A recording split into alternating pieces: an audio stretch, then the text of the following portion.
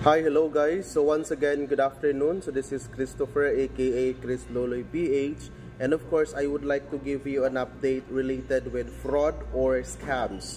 So bright ra ang makasabot ani. Kung ma-scam ka nya, followers ka nako, ga-update ka ani, nakalantaw ka ani nga video. So dili ka bright kung ma-scam ka. So once again, I keep on giving you information related with sa mga fraudsters. Guys, take note ha, this is direct to the point because I still have an appointment after this.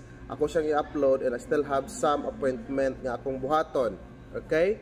So as of today, I just want to inform you, in the previous year ago, is nag-inform ko sa inyo ha, I keep giving you an update na yung Barangay Dolho, yung Hongkira sa Patira area somewhere, basta dyan na area guys is mahigpit po namin na ipinagbabawal sa pag-pick up ng mga orders na meron pong mga COD. Not unless wala pong COD. Nagkaintindihan tayo? Alright. So ngayon, ang sabi ko sa inyo, not only for that specific city, like Dolho, Karadira, mga Sapatira, sa Parada nga area somewhere, nga daghang mga anak, mga badlist boy, mauna ilang panggamit lagi na anak kay para anak nila. So karon na napudri sa Colon guys, mo inform ko ninyo bayot ni siya as in binabayig yun. So binabayig yun siya gamit, magpa-pretend siya nga siya ang seller o niya someone book for him.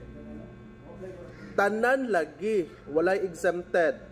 Lahat po ng mga transaction na tayo po ay pinapabayad online, that is a scam. So again, walang pananagutan ang mismong kumpanya just in case ma-viktima kayo, if you will be a victim. Considering accessories, ano ba ang mga accessories? Earrings, di ba? Ring, yung ani, kwintas, pulchiras, unsa pa yung mga tawag sa inyo ha, hikaw, mga unsa pa dira. No? So that is an accessories. Jewelries, mga accessories to mga part of the body.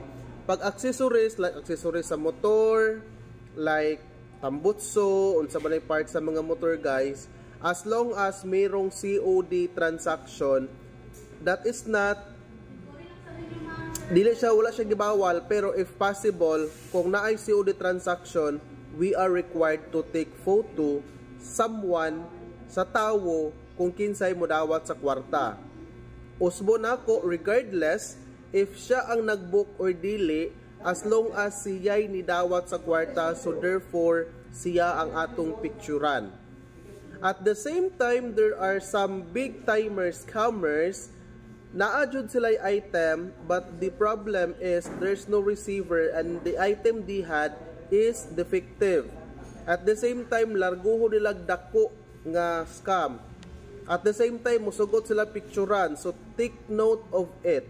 As long as mulapas na ganig 500 pataas, so we required if possible kung meet up, kilid-kilid somewhere, nga na COD, picture gyud. Okay? Picture gyud siya. So, at the same time, na ako'y tulo katawo karon nga under negotiations, ni promise nga mobayad. After today nga dili ni mo bayad, I'll gonna say your face on Facebook. Katawaan na tamo karon. So unya hanyo ako nga ipadilit inyo ang video. Wa ko'y labot kung mo file mo dirag unsa. Basta I have all the documentations in my end, coordination sa inyo ha, nga mauna pero wa gid mo ni tuman sa inyong mga saad. Muhanyo mo nga ipadilit kay since it was already uploaded. So karon wa gyud gihapon gisettle and file mo kaso dira kay tubangon ta mo. No? So karon akong i-inform sa inyo ha, not only for Dolho kada mga daghang mga ana, sorry sa barangay nga na mention, but yes, we have all the documents, we have all the information sa victims. Since giban nato na dira nga area diha sa Pasil, Dolho, nga na nga mga area ato nang giban kay diha ang daghan sa mga scammers. At the same time, kani nga mga scammers, they are no longer staying sa Dolho o sa Pasil. What they gonna do is ni adto na pud sila sa Hongkira, no? Sa Hongkira o sa uban nga mga addresses unya dito sila mo place og order. So guys, kay giban mo na ito nga area, bright sad ni kay sila, nibalhin po sila mga areas. So as of today, mo inform ko sa inyo ha, regardless kung asa sila nga area, as long as mga gadgets, jewelries, accessories, mga inana nga naay money involved, please do not execute an order if you will not be able to take a photo verifications. Akong Tagalogon, hindi po tayo guys pinayagan na mag-execute ng mga orders na merong money transaction sa mga meet-up.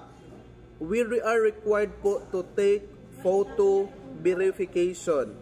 So sa mga customers who are using our service, no, if you really don't want to have your order delayed, so please settle the payment with your client.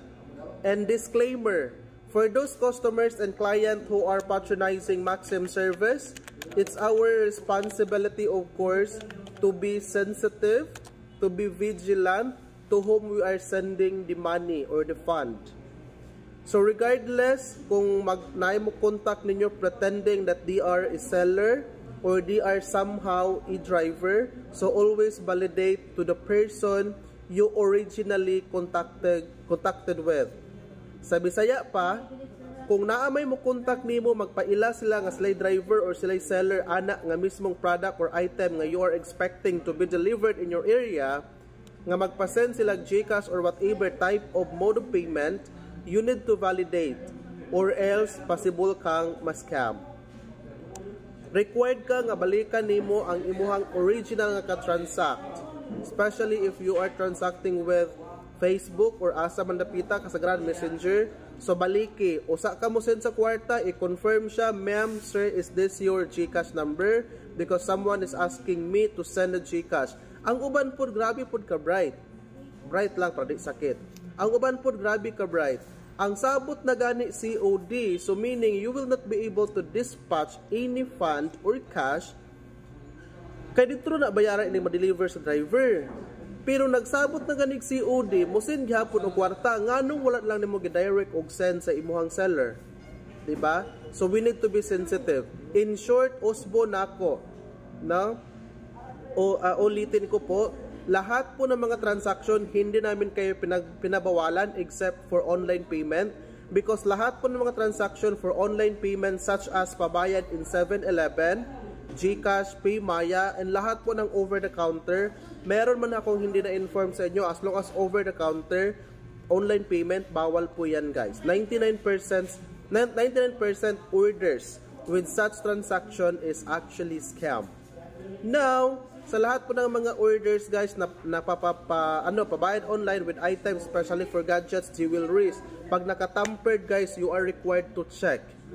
Dili ta required mo check as long as factory sealed, or di ta required mo check as long as walay COD. Pero ang COD transaction, usbo nako, all COD transactions with items required ta mo check only if naay COD. Pag walay COD, dita pwede mo check. Okay?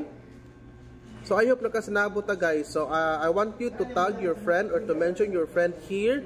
So regardless kung asa sa company connected, ang amuang target diri is to give awareness, educate individual to lessen the victims of frauds.